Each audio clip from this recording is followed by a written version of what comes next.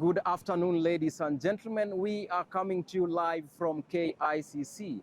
This Monday marks the beginning of the Africa Climate Summit 2023, and we are here to give you a comprehensive rundown of the stories that are going to take place here.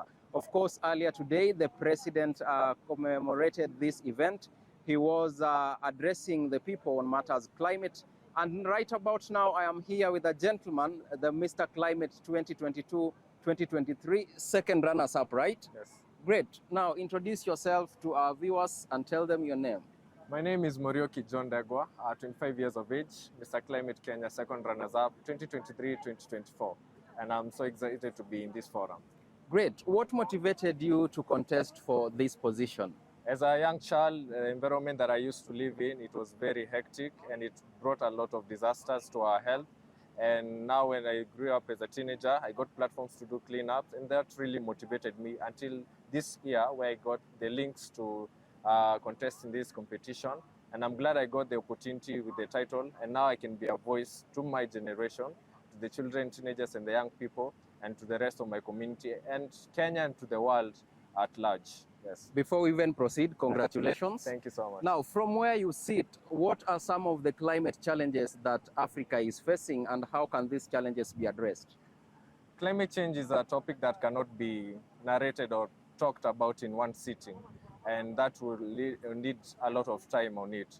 But the challenges facing us is the crisis to do with drought, poor water and sanitation, and the issue to do with trees and forest management, and more so, knowledge is power. Many people are hindered, do not have access to the right knowledge concerning climate change and environment conservation. And that is a challenge to us as Africa. And the reason of having African Climate Summit today is to address these issues. And I believe the best solution is where there's unity, God commands a blessing. And as we have united here for this short season, I believe that we'll get a good foundation or continue to do what we can as Africans together, because Africa is a powerhouse. And today, the issues that maybe can bring us together is this issue to do with finances. And I believe that if the stage is set and we get to understand these challenges all together, I believe we can do a lot together and we'll have an effective climate and environment all together. You have spoken of matters finances, and I want to ask this question. Yes. What are some of the policies and regulatory frameworks that can be put in place to ensure that maybe we have foreign investors coming to invest in climate and blue economy right here in Africa?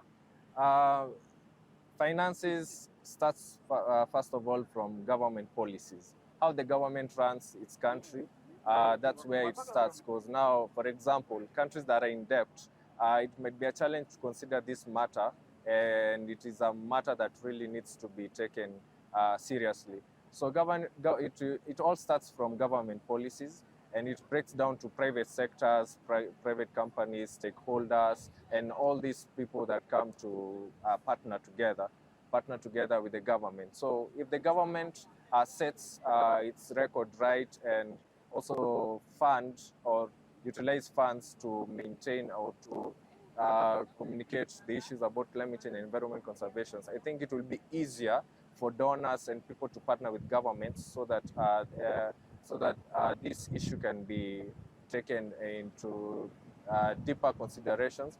And for example, even in a simple business partnership, before I partner with you, Alphonse, I will have to check your financial statements, know how you manage your finances and everything. So I believe as Kenya and Africa at large, and even other nations in the world, government policies, if they can be transparent with how they do this, they use their finances, it will be easier to attract more funding. And that's where the unity comes from, and we get to address this issue of climate change.